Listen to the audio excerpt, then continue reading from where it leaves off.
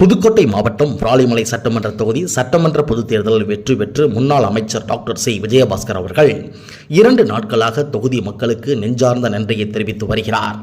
அப்போது அவர் பேசியபோது, எனது கால்கள் ஓய்வெடுக்கின்ற கால்கள் அல்ல, எப்போதும் உங்களுக்காக ஓடுகின்ற கால்கள் என்றும், நான் எப்போதும் உங்களுக்கும் இந்த மண்ணிற்கும் விராலிமலை தொகுதி மக்களுக்கும் நன்றியுடனும் விசுவாசமாக பணியாற்றுவேன் என்று பேசினார். நிகழ்வில் ஒன்றிய செயலாளர்கள் திரு மூர்த்தி, ராஜேந்திரன் உள்ளிட்டோர் ஏராளமானோர் கலந்து கொண்டு தங்களது நன்றியை தெரிவித்தனர். நன்றி நான் கோடான கோடி நன்றிகளை தெரிவிச்சுக்கிறேன். விஜயபாஸ்கர், உங்க வீட்டு பிள்ளை, இந்த பிள்ளையை விட்டுட்டு வேற பிள்ளையை தூக்காதீங்கன்னு சொன்ன, வேற பிள்ளையை நீங்க கிட்டே சேர்க்கல, இந்த பிள்ளையை தூக்குனது மட்டுமல்ல தூக்கி உயரத்தில் பிடிச்சிட்டீங்க.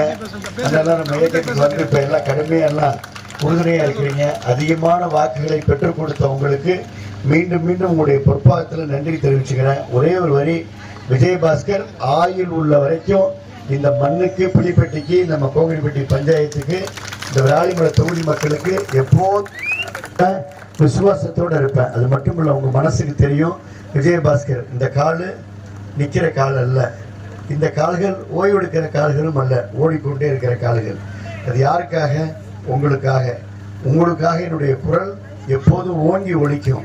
உங்களுக்காக நான் உறுதுணையாக இருப்பேன், அன்பாக இருப்பேன், பண்பாக இருப்பேன், பாசமாக இருப்பேன், அமைதியாக இருப்பேன், துடிப்பாக இருப்பேன், வேகமாக இருப்பேன், உங்களுக்காக இருப்பேன்.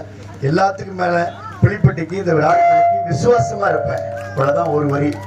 ஆக இந்த வெற்றிக்காக வாக்களித்தவங்க எல்லாருக்கும் நன்றி. வாக்களித்தது மட்டுமல்ல, வாக்களிப்பதற்கு உழைத்த எங்களுடைய கழக நிர்வாகிகள், மூத்த கிளை செயலாளர்கள் எல்லாத்துக்கும் நெஞ்சார்ந்த நன்றி. உங்களுக்கெல்லாம் எப்படி நன்றி சொல்றேன்னே தெரியல. கோடான கோடி நன்றிகளை தெரிவித்து